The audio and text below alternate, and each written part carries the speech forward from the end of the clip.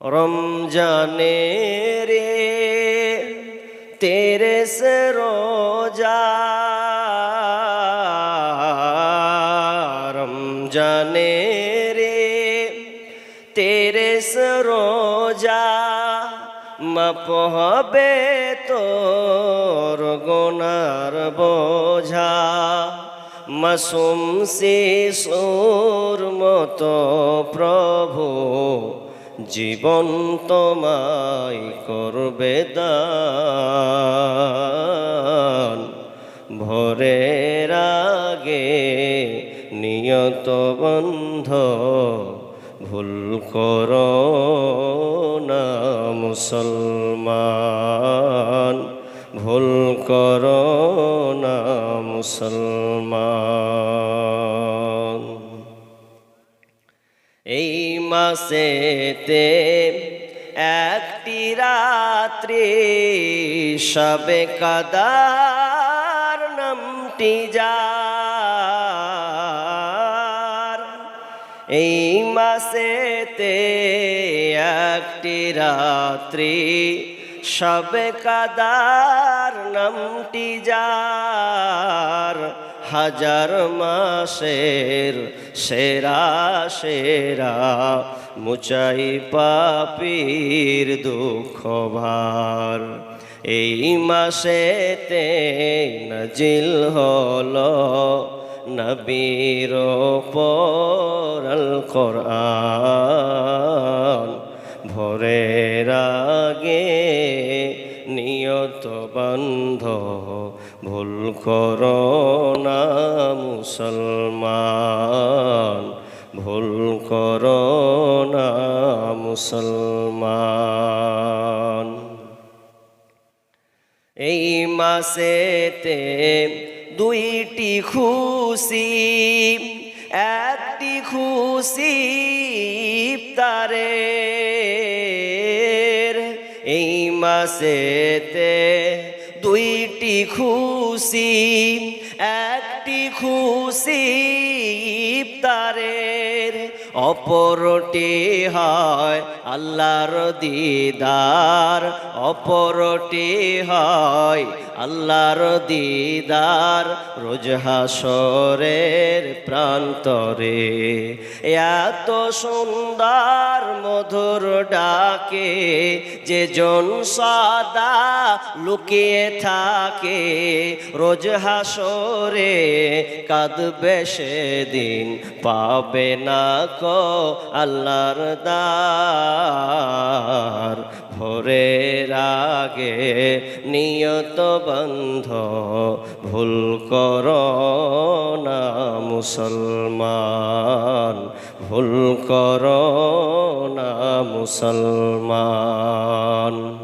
জন্নাতেরি 8 দরজা রাইয়ান নামের একটি দ্বার জন্নাতেরি 8 দরজা রাইয়ান নামের একটি দ্বার সেই দ্বারেতে যাবে কেবল যারা আল্লাহ রোজাদার রোজাদারের মুখের ঘ্রাণ বৃক্ষ নাভি খুশবু সমান তাই তো এদের তো আদর করেন প্রভু রহমান ভোরের আগে নিয়ত বন্ধ ভুল করো না মুসলমান।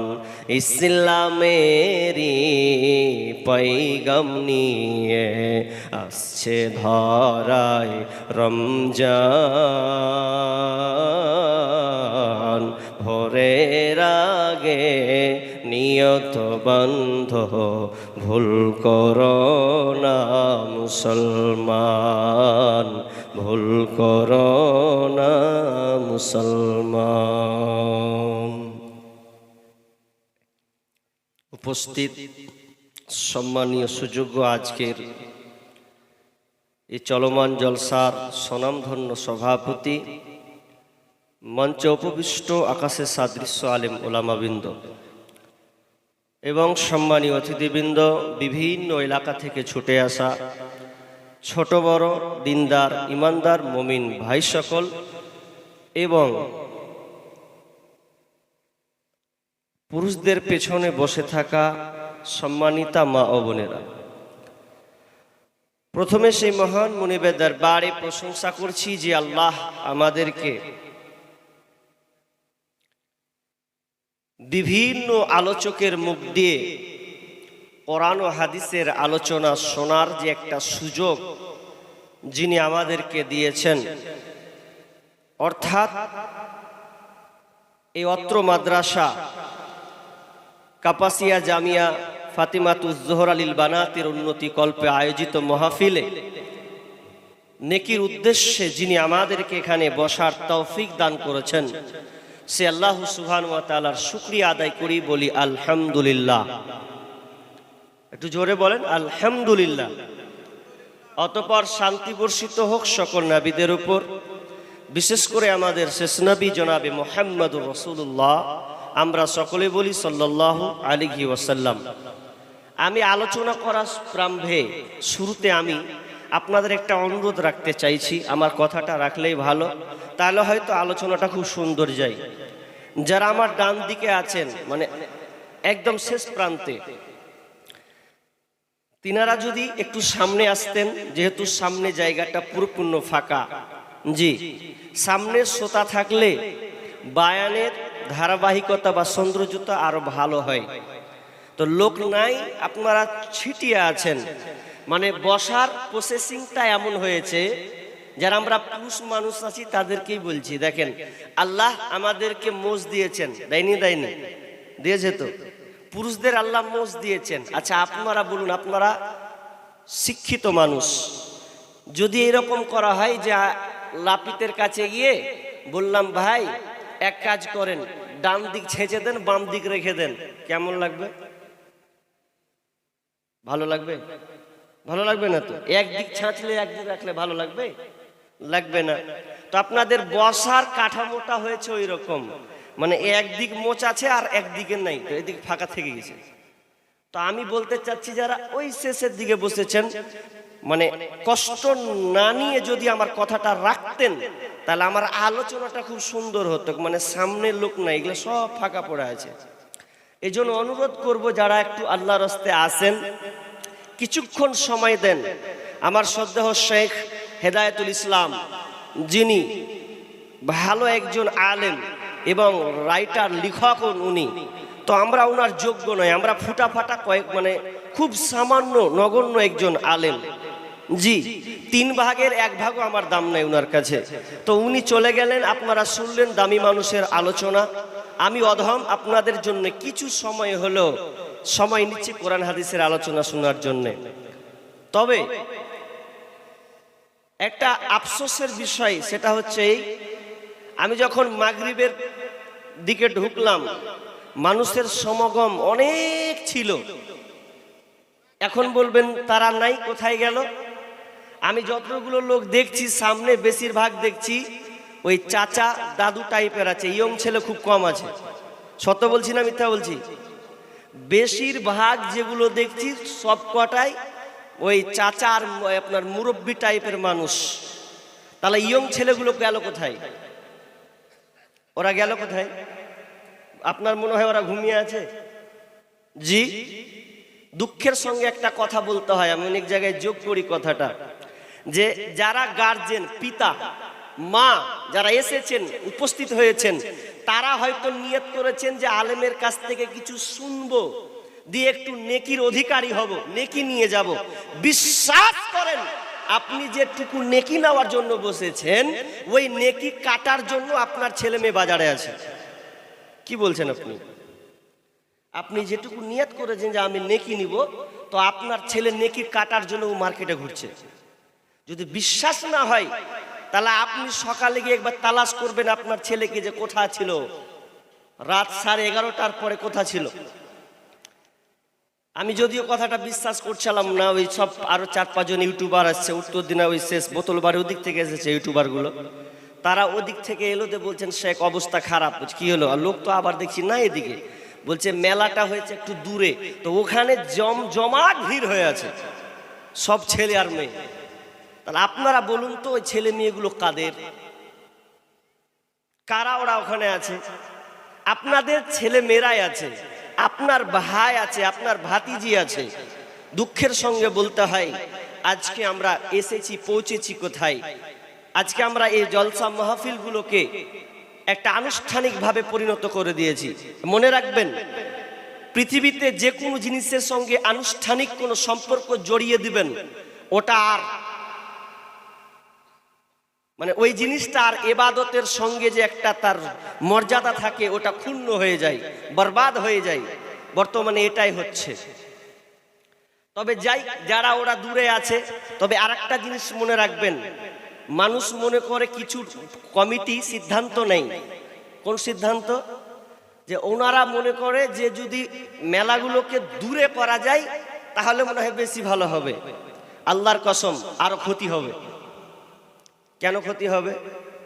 আমার আগে সদ্য শেখ হেদায়েতুল ইসলাম, তিনি আমাদের এলাকায় ব্যাংডুবি বলে একটা প্রতিষ্ঠান আছে, মাদ্রাসা, তো ওইখানে তিনি প্রায় আসেন, প্রতি বছর ইনভাইট করা হয় ওনাকে। তো প্রায় ৩-৪ বছর আগে, আমি তো জলসা যেতে পারি না এলাকার মধ্যে, তো দেখলাম জলসা মানে মেলাগুলো করেছে প্রায় ১ কিলোমিটার দূরে, দুই দিকে, এদিকে ১ কিলোমিটার, এদিকে ১ কিলোমিটার। আমি সেই দিনকে কোনো ক্রমে আমি গেলাম ওই জলসায় অ্যাটেন্ড, তো গিয়ে দেখলাম যে কি ব্যাপার, লোকের হিরিক আছে কিন্তু মেলা দোকানপাট কিছু তো নেই। তখন বলছে তো খবর নেই। কি খবর নেই? যে ১ কিলোমিটার ডান দিকে যা আর ১ কিলোমিটার এই বাম দিকে যা, যে দেখ কি হালাত হয়। সেখানে দেখলাম অগণিত ছেলে আর মেয়ে একাকার হয়ে আছে। আমি তো বললাম তো বিশাল, এটা তো আরো ক্ষতিকর, আরো ক্ষতির দিক। মেলাগুলোকে চেষ্টা করতে হবে এগুলো বন্ধ করে দেওয়ার। এই মেলাকে কেন্দ্র করে আমার সঙ্গীত বের করা আছে সোশ্যাল মিডিয়াতে, তা আমি অনেক জায়গায় এই সঙ্গীতটা পরিবেশন করেছি মেলাকে কেন্দ্র করে। তা আমি চাইবো এই মেলা মুক্ত আলোচনা সভা বা জলসা মাহফিলগুলো হোক। জি, আর শেষ কথা হচ্ছে যে আপনারা যে কটা লোক বসেছেন, আমাকে একটু সময় দেন, অন্তত না হলে আপনার কাছে আধা ঘন্টা টাইম নিব, তারপরে তো মেন জিনিসের দিকে যাবই। এই সময়টা দিন, যদি উঠে যান তাও একটু বলে দিবেন যে মুলি সাহেব সংক্ষিপ্ত করেন, আমাদের আর ধৈর্যের বাইরে চলে যাচ্ছে, তা আমি ইনশাল্লাহ শর্টকাট করে দেব। আমি ভাবতে পারিনি যে আমাকে শেষে দেওয়া হবে, ভাবলাম নিয়ত করেছিলাম 9টায় উঠবো, দিয়ে হয়তো আলোচনা করে কালেকশন করে তো হয়তো ট্রেনটা বাসটা ধরবো, এখন পাবো কিনা দেখা যাক কি হয়। তো আজকে আমি আপনাদের সামনে মহাগ্রন্থ আল কোরআন থেকে সূরাতুল বাকারা, এই সূরা বাকারা থেকে একটি আয়াত, 185 নম্বর আয়াত আমি আপনাদের সামনে তেলাওয়াত করেছি এবং 2খানা হাদিসে নববী আপনাদের সামনে পাঠ করেছি। এই আয়াত ও হাদিসকে সামনে রেখে আজকের আলোচ্য বিষয় রমজান মাসের গুরুত্ব এবং ফজিলত। খুবই গুরুত্বপূর্ণ একটা সাবজেক্ট, যে সাবজেক্টটার মধ্যে অনেক কিছু লুকিয়ে আছে আপনি ধারণার বাইরে। আপনি যদি শুনে থাকেন তো আলহামদুলিল্লাহ, আর যদি না জেনে থাকেন তাহলে আপনাকে জানা অনিবার্য। কারণ যেহেতু সামনে রমজান মাস, একটা আপনি ইবাদত করবেন, তাহলে ওই ইবাদত সম্পর্কে আপনাকে অবগত হতে হবে, জানতেই হবে। সিয়াম কত বড় গুরুত্বপূর্ণ একটি ইবাদত। দেখেন, নামাজ আমরা পড়ি, তো নামাজ পড়তে গেলে যখন তাকবীরে তাহরিমা যখন আমরা পড়ি বা শুরু করি, তারপরে দুআয়ে সানা পড়ি, তারপরে সূরা ফাতিহা পড়ি, তো মনে হয় যে আমরা নামাজে দাঁড়ালাম, আল্লাহর সঙ্গে কথোপকথন শুরু করলাম, মানে কথা বলা শুরু করলাম। কালেমা পড়লে মনে হলো যে আমি ইসলাম গ্রহণ করলাম বা আমি কালেমা পাঠ করলাম। জি, উজু করলে বোঝা গেল যে আমি সম্পূর্ণভাবে উজু করলাম। দান, আমার নিজের শ্রম থেকে আমি আল্লাহ রাস্তায় দান করে তৃপ্তি পেলাম যে আমি দান করলাম। কিন্তু রোজা এমন একটা ইবাদত, এতে আপনি কি পেলেন? এটা কেমন একটা মজা আছে এর ভেতরে। জি, না খেয়ে থাকবো 14 ঘন্টা, তাহলে নাকি এটা ইবাদত হয়ে গেল। কত দামি জিনিস এই রমজান মাস এত গুরুত্বপূর্ণ যে রমজান মাসে অনেক কিছু জড়িত আছে। সবচাইতে রমজান মাসের গুরুত্ব যদি দেওয়া হয়েছে একটা জিনিসের কারণে, যার নাম কোরআন। কি বললাম বলেন তো? কোরআন। কোরআন এই মাসে নাজিল হয়েছে বলে এই মাসের দাম সবচাইতে বেশি হয়েছে।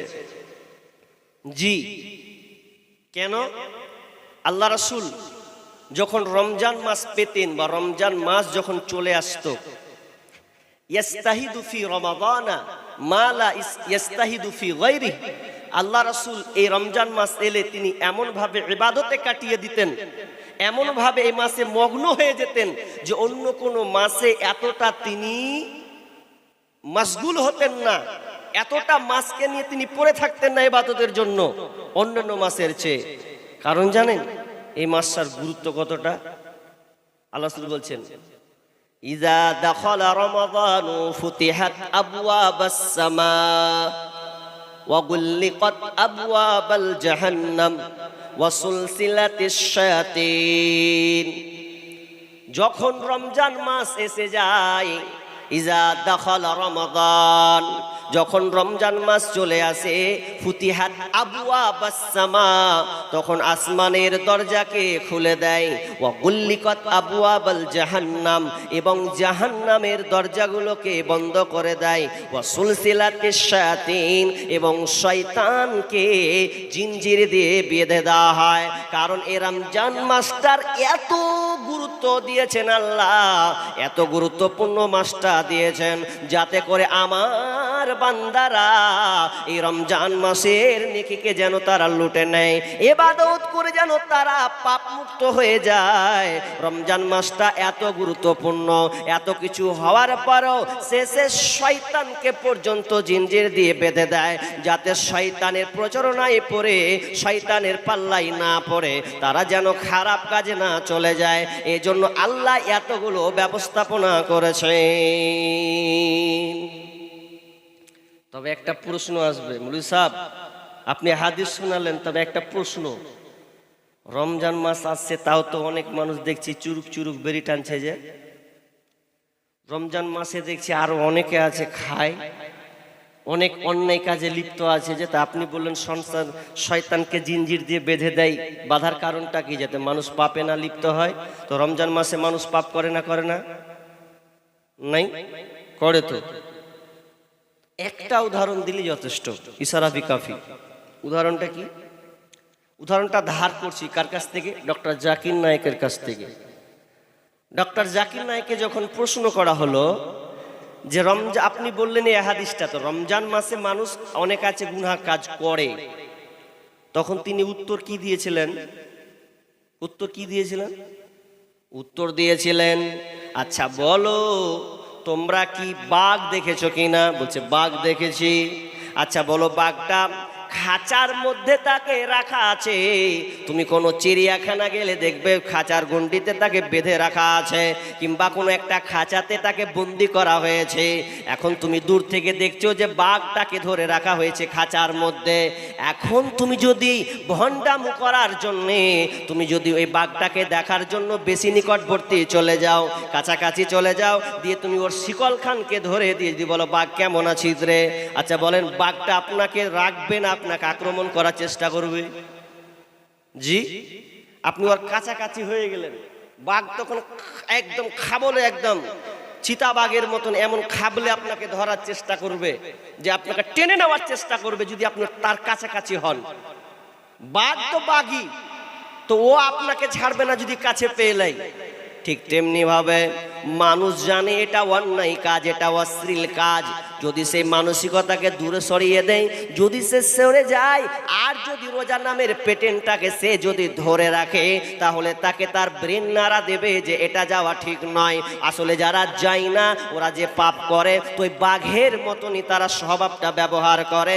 বাঘের কাছাকাছি যেমন গেলে তার রেহাই নাই, তাকে খাপড়ে ধরে, ঠিক তেমনি ভাবে শয়তান যেগুলো মানুষের আগে থেকে প্রেটেন্ড করে রেখেছেন, শয়তান মানুষকে যেভাবে তার অভ্যাসে পরিণত রেখেছেন, ওই অভ্যাসটা তাকে আক্রমণ করে। আগে থেকে তো খারাপ কাজে লিপ্ত আছে, জন্য ওই দিকে ধাবিত হয়ে যাচ্ছে। জি, শয়তান বাঁধে আমার আপনার কল্যাণের জন্যে। চলুন, আমরা অনেক মানুষ আছি, আমি আজকে বায়ানটা শেষ থেকে শুরুতে নিয়ে যাব, কারণ কদিন থেকে প্রথম থেকে শুরু নিয়ে যাচ্ছি, তো কোথাও ফুল আলোচনা করতে পাই না, ওই জন্য আমি শেষ থেকে প্রথমের দিকে নিয়ে যাব, তারপর যা হয়। কি বলছি, কারণ 83-84 আয়াত ছেড়েছি, 85 নম্বর আয়াত ধরেছি। রমজান মাস আসলে আমরা অনেক মানুষ হাই হুতাশ করি, অনেকে আবার বাঁচার জন্য পরিকল্পনা করি যে কি করে বাঁচা যায়। অথচ হতভাগা তারাই যারা রমজান মাসকে পেল কিন্তু রমজান মাসকে কি পাপ মিটাতে পারলো না। তাহলে একটা হাদিস শুনুন, তারপর আমি আয়াতের দিকে যাই। আল্লাহ রাসূল যখন প্রথমে মিম্বারে উঠলেন, রকিয়াল মিম্বার, ফাকালা আমিন আমিন আমিন, 3 বার আমিন বললেন। তো এইরকম দৃশ্যটা সাহাবীরা এর আগে দেখেনি। ফাকিল আলাহু ইয়া রাসূলুল্লাহ সাল্লাল্লাহু আলাইহি ওয়াসাল্লাম, হে আল্লাহ রাসূল, আপনি এরকম করলেন, আপনি যে এরকম 3 বার আমিন আমিন বললেন, মা কুনতা তাসনাউ হাযা, আপনাকে তো এরকম আগে দেখিনি, আগে তো আপনি সিঁড়িতে চড়েছেন মিম্বারে, কিন্তু এইরকম দৃশ্য আপনাকে 3 বার আমিন আমিন বলা দেখিনি, এটা কি করে কেন আপনি করলেন? তখন বিশ্বনবী সাহাবীদেরকে উত্তর দিলেন, সাহাবীরা, আমি 3 বার আমিন আমিন বললাম, এটা তোমরা দেখেছো, এটা দেখার কারণ কি, এটা আমার করার কারণটা কি? ফাকালা জিবরিল, যখন জিবরিল আসলো, জিবরিল এসে তিনি বলা শুরু করে দিল, প্রথম নম্বরে যেই ব্যক্তি রমজান মাসের রোজাকে পেল, রমজান মাসের সিয়ামকে পেল, অথচ সিয়াম পাওয়ার পরেও তার পাপকে মিটাতে পারল না, তার পাপ মোচন করতে পারল না, ওই ব্যক্তিটা ধ্বংস হোক। যখন জিবরিল আমিন এই কথা বলেছেন, তো আমি সঙ্গে সঙ্গে আমিন বলে দিয়েছি। রমজান মাস পেল, কাপচুরি করার কোনো কায়দা নেই, পেয়েছেন রমজান, আপনাকে রমজানের রোজা আপনাকে রাখতে, মাসের রোজা রাখতে হবে। এখন রোজা রাখলেন বা না রাখলেন, একটা কথা বোঝার চেষ্টা করেন। রমজান মাস পেলেন, কিন্তু রমজান মাস পেয়ে আপনার পাপ আপনি মিটাতে পারলেন না, পাপ মোচন করতে পারলেন না, তো আল্লাহ রাসূল বদদুয়া জিবরিলের সঙ্গে যুক্ত হয়ে গেলেন, দিয়ে বললেন আমিন। আল্লাহ রাসূল উম্মতে মুহাম্মাদের জন্য তিনি বদদুয়া চান না, তিনি সব সময় চাইতেন, আল্লাহ আমার উম্মতে মুহাম্মদ, আমার উম্মতিদের কি হবে কি হবে, এ নিয়ে তিনি কাঁদতেন, সারা রাত পার করে দিতেন উম্মতির জন্য, আমাদের জন্য। অথচ এখানে আমিন যুক্ত করে দিলেন, রমজান মাস পেল, কিন্তু রমজান মাস পাওয়ার পরে তার পাপ মিটাতে পারল না। দ্বিতীয় জায়গাতে আমিন বললেন কেন? দ্বিতীয় জায়গাতে আমিন বলার কারণ হলো, জিবরিল আমিন বললেন, যেই ব্যক্তি পিতা মাতা বার্ধক্যে চলে গেছে, আর পিতা মাতা মা কিংবা বাবা কোনো একজনকে পেল, কিন্তু পিতা মাতাকে পাওয়ার পরেও সে জান্নাত নিতে পারল না, এক কথায় বাপ মায়ের খিদমত করে জান্নাত নিতে পারল না, বাপ মাকে সন্তুষ্টি করতে পারল না, ওই ব্যক্তিটা ধ্বংস হয়। একটু এই কথাটা বলি, কেন সামনে রমজান মাস, তো এই কথাটা খুবই উপকারী এবং গুরুত্বপূর্ণ একটা সাবজেক্ট, যে আর সামনে রমজান মাস আসছে, তো রমজান মাস আসছে, তো অনেকের আমি দেখি যে বাপ আর বেটার সঙ্গে সম্পর্ক ভালো নেই, রাগারাগি আছে, গুসা আছে, কেন অমুক জিনিস হয়ে গেছে, বাপের সঙ্গে কথা বলে না, অনেকে আছে মায়ের সঙ্গে কথা বলে না, কেন ওর সাদা চামড়ার বহু বলে দিয়েছে, তো বহু বলে দিয়েছে, যা হয় হবে। এখন মনের মতন বউ একটু বলে দিয়েছে, তোমার মা এরকম, তোমার বাপ এইরকম, যখন ও কইছে তোমরাও এরকম, তো তোমাদের সঙ্গে আমার কোনো সম্পর্ক নাই। অনেক আছে বাপের সঙ্গে এখন পর্যন্ত ভালো করে কথা বলে না, অথচ ও হারামি, বাপ চিনলো না বাপ কাকে বলে, মা কাকে বলা হয়, মা কত বড় নেয়ামত এখনো চিনতে পারেনি, বিধায় বইয়ের পাল্লাই পড়ে ও ডিভাইড করে দিয়েছে, আলাদা হয়ে গেছে। কিন্তু হতভাগা, তুমি দুনিয়াতে যত আমল করো, যত ইবাদত করো, ইবাদত করে যত বাকি আমল তুমি করো না কেন, বাপ মা যদি তোমার উপরে নারাজ থাকে, অসন্তুষ্ট থাকে, তাহলে তোমার জন্য জান্নাত নাই। জি, তোমার জন্য জান্নাত নাই। কেমন কথা, বাপ মা যদি বদমাশ হয়, বদমাশও যদি হয় তবুও তোমার বাপ মায়ের সঙ্গে তোমাকে ভালো ব্যবহার করতে হবে। কেন আপনারা ইতিহাস তো অনেক পড়েছেন, অনেক ঘটনা জানেন। ইব্রাহিম আলাইহিস সালামের পিতা কে? বাবা আজার। কত বদ ছিল, কত বদ, মূর্তি পূজক, মূর্তি বানাতেন, বানিয়ে বিক্রি করতেন। ইব্রাহিম আলাইহিস সালাম বলতেন, আব্বা এই কাজটা শিরক, এটা করিয়েন না। জি, আল্লাহ তো একজন। অনেক শিরকের ব্যাপারে বুঝাতেন, জি আল্লাহ সম্পর্কে বুঝাতেন।